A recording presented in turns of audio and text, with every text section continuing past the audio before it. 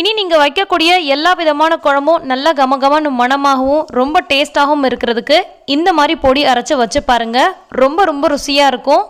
இந்த ஒரு பொடியை வச்சு காரக்குழம்பு, புளிக்குழம்பு, தக்காளி குழம்பு, முட்டை குழம்பு இப்படின்னு பலவிதமான குழம்பு வைக்கலாம். இந்த பொடியில் மீன் குழம்பு வச்சா ரொம்ப ரொம்ப நல்லாயிருக்கும். இப்போ இந்த பொடி எப்படி அரைக்கிறதுன்னு பார்க்கலாம் வாங்க. இது அரைக்கிறதுக்கு 1 கிலோ அளவுக்கு மல்லி வாங்கியிருக்கேன்.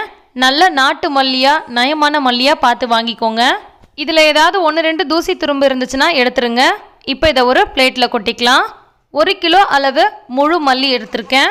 இதுக்கு 3/4 கிலோ அளவுக்கு காஞ்ச மிளகாய் எடுத்துக்கலாம். இதுவே நீங்கள் குண்டு மிளகாய் வாங்குற மாதிரி இருந்தால் 1 கிலோ மல்லிக்கு 1 கிலோ மிளகாய் எடுத்துக்கோங்க. இந்த மாதிரி நீட்டமான மிளகாயாக இருந்துச்சுன்னா 3/4 கிலோ அளவுக்கு எடுத்துக்கோங்க. இது சரியான அளவாக இருக்கும். இதுக்கு 50 கிராம் அளவுக்கு மஞ்சள் எடுத்துக்கலாம். சில பேர் 100 கிராம் அளவுக்கு மஞ்சள் சேர்த்து அரைப்பாங்க. அந்த மாதிரி அரைக்கும் பொழுது குழம்பு வைக்கும் போது நல்ல செவன்னு கலர் இல்லாமல் லைட்டாக எல்லோயிஷாக இருக்கும். அதனால் 50 கிராம் அளவுக்கு மஞ்சள் எடுத்தாலே போதும்.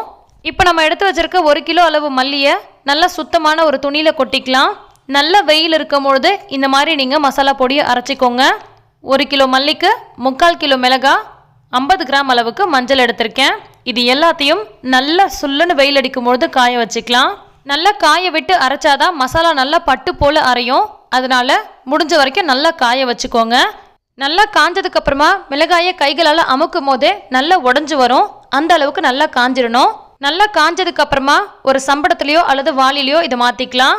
இப்போ ஒரு கடாய் அடுப்பில் வச்சுட்டு இதில் 100 கிராம் அளவுக்கு முழு மிளகு சேர்த்துக்கலாம்.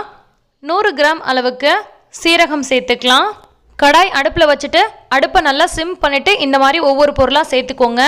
100 கிராம் அளவுக்கு சோம்பு சேர்த்துக்கலாம். 50 கிராம் அளவுக்கு வெந்தயம் சேர்த்துக்கலாம். வெந்தயம் வந்து நீங்கள் 100 கிராமும் சேர்த்துக்கலாம் அல்லது 50 கிராமும் சேர்த்துக்கலாம். நான் 50 கிராம் மட்டும்தான் சேர்க்குறேன். இப்போ இது எல்லாத்தையும் நல்லா கலந்து விட்டுக்கலாம். இது எல்லாம் சேர்ந்து ஓரளவுக்கு சூடாகி லைட்டாக நிறம் மாதிரி மசாலா வாசனை வரும். அது வரைக்கும் இதை நம்ம வறுத்துக்கலாம். ரொம்ப நேரத்துக்கு இதை நம்ம சூடாக விடக்கூடாது. பாருங்கள், ஓரளவுக்கு நிறம் மாறி மசாலா வாசனை வர ஆரம்பிக்குது. இந்த சமயத்தில் நம்ம இதை எடுத்து ஒரு பிளேட்டில் கொட்டிக்கலாம். இப்போ மறுபடியும் அதே கடாய் அடுப்பில் வச்சுட்டு இதில் 100 கிராம் அளவுக்கு துவரம்பருப்பு, 100 கிராம் அளவுக்கு கடலப்பருப்பு சேர்த்துக்கலாம். இது ரெண்டும் சேர்ந்து ஓரளவுக்கு வறுபட்டு நிறம் மாறி வாசனை வரும். அந்த சமயத்தில் இதையும் நம்ம வெளியே எடுத்து ஆற விட்டுறலாம். அதே கடாயில் 20 கிராம் போல் பெருங்காயம் சேர்த்துக்கலாம். பெருங்காயமும் நல்லா வாசனை வரது வரைக்கும் வறுத்துக்கோங்க. லைட்டாக நிறம் மாறி நல்லா வறுபட்டு வந்துருச்சு. இந்த சமயத்தில் இதையும் நம்ம நல்லா ஆற விட்டுறலாம். இது எல்லாத்தையுமே ஆறினதுக்கப்புறம் 1 by 1 நம்ம எடுத்து வச்சுருக்க அந்த மிளகாய் மல்லி சம்படத்திலே கொட்டிக்கலாம். ரொம்ப சூடாக இருக்கும் போது அப்படியே கொட்டுறாதீங்க. இந்த மாதிரி தட்டில் கொட்டி ஆற விட்டதுக்கு அப்புறமா இது கூட சேர்த்து கொட்டிக்கலாம்.